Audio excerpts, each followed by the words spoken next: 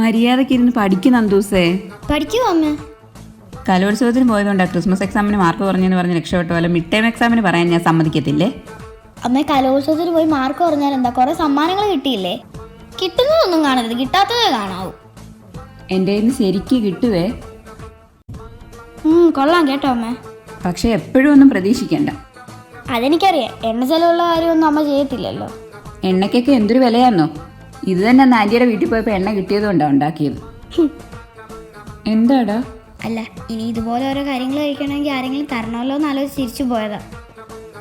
അങ്ങനൊന്നുമില്ല, എണ്ണയ്ക്ക് വില കുറഞ്ഞാലും ഉണ്ടാക്കാവുന്നതേ ഉള്ളൂ. എന്ത് മനോഹരമായ നടക്കാത്ത സ്വപ്നം. അമ്മ, വിഷു എന്നല്ലേ ഇവിടുത്തെ അമ്പലത്തിലെ ഉത്സവം? അതേടാ.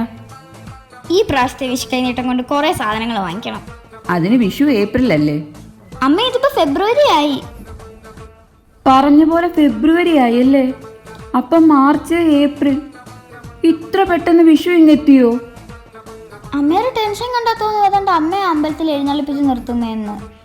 അത് ശരിയാ, ഞാനെന്തോ ഇങ്ങനെ ടെൻഷൻ അടിക്കുന്നേ. അപ്പൊ എന്നെ ആനയെന്നാണോ വിളിച്ചേ? പോയോ? ഇങ്ങോട്ട് തന്നെ വരുവേ, ശരിയാക്കി തരാം. ക്രിസ്മസ് എക്സാം കഴിഞ്ഞപ്പോൾ വിചാരിച്ചു ഇനിയിപ്പോൾ ആനുവൽ എക്സാമിന് പഠിച്ചാൽ മതിയല്ലോ എന്ന്. അപ്പോഴാ USS.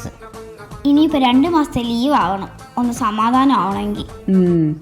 നല്ല സമാധാനമായിരിക്കും. ഈ പ്രാവശ്യത്തെ വെക്കേഷന് ട്യൂഷന് വിടണമെന്ന് പറഞ്ഞിരിക്കുവോ അച്ഛൻ. ട്യൂഷനും? അതുമാത്രമല്ല, ഗിത്താർ പഠിക്കണമെന്നോ കരാട്ടയ്ക്ക് വിടണമെന്നോ പാട്ടിന് വിടണമെന്നോ ഒക്കെ പറയുന്ന കേട്ടു. അല്ലമ്മേ, ഞാനൊരു സംശയം ചോദിച്ചോട്ടെ? ഞാനെന്താ കുപ്പിന്ന് വന്ന ഭൂതോ തിരുമ്പ് പണി തരാൻ? ഭൂതമാണോ പിശാചാണോ എന്നൊക്കെ അച്ഛനോട് ചോദിക്കും. ഇനിയിപ്പോൾ അച്ഛൻ അത്രയ്ക്ക് നിർബന്ധമാണെങ്കിൽ അച്ഛൻ പോയി പഠിക്കട്ടെ, എനിക്കൊന്നും വയ്യ. അച്ഛനോ മോളോ ആരെങ്കിലും പോയാൽ മതി, എന്തായാലും ഞാൻ പോത്തില്ല. നന്ദൂസ ഇതുവരെ റെഡി ആയില്ലേ? ഇപ്പൊ തന്നെ സന്ധ്യയായി, പരിപാടി തുടങ്ങി കാണും, ഒന്ന് റെഡി ആവ്. അമ്മ, ഇനി പുറത്തുനിന്ന് ഫുഡ് വാങ്ങിച്ചു തന്നാലേ ഞാൻ വരുന്നുള്ളൂ.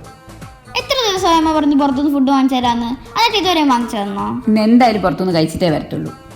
ഉറപ്പാണേ? ഇവിടെ വന്നിട്ട് ചോറുണ്ണാൻ എനിക്ക് വയ്യ. ഞാനൊന്നും വെച്ചിട്ടില്ല, ഉറപ്പായിട്ടും പുറത്തുനിന്ന് കഴിച്ചിട്ട് വരാം. അങ്ങനെയാണെ ഞാൻ വരാം. പരിപാടി കഴിഞ്ഞ് അമ്പലത്തിൽ ഫുഡ് ഉണ്ടെന്ന് എന്തായാലും നന്ദൂസ് അറിയാഞ്ഞത് ഭാഗ്യം.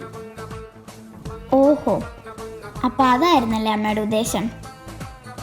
ഇന്ന് അൽഫാം മന്തി കഴിക്കാൻ ഞാൻ ഈ വീട്ടിലേക്ക് വരുന്ന പ്രശ്നമില്ല. മേടിച്ച് തരാം, ഒന്ന് പോയി റെഡി ആവ്. ഓ, ഒരു അൽഫാം മന്തി, പതുക്കെ പറഞ്ഞാൽ മതിയായിരുന്നു. ദൈവമേ, എന്തു പറ്റി അമ്മേ? മെഴുക്കുവരട്ടിയിൽ എണ്ണ ഒഴിച്ചതാ, കൂടിപ്പോയി. ഇതാണോ കൂടിപ്പോയെ? ഈ എണ്ണ കൊണ്ട് ഒരു മെഴുക്കുവരട്ടിയും കൂടെ ഉണ്ടാക്കായിരുന്നു. അത് അമ്മയ്ക്ക്. അമ്മ ഫ്രൈ ആവാൻ ഇത്രയെങ്കിലും എണ്ണ വേണം. ഇനിയിപ്പോൾ ഫ്രൈ ആവട്ടെ. എന്തായാലും വെണ്ടയ്ക്കൊക്കെ നല്ല ഭാഗ്യമുണ്ട് എണ്ണ കിടന്ന് മുരിയാൻ. അതെന്താണ് അങ്ങനെ ഒരു പറച്ചില്? അല്ല, സാധാരണ അമ്മയുടെ കിട്ടുന്ന പച്ചക്കറിക്കൊന്നും ഈ ഭാഗ്യം കിട്ടാത്തോണ്ട് പറഞ്ഞതാ.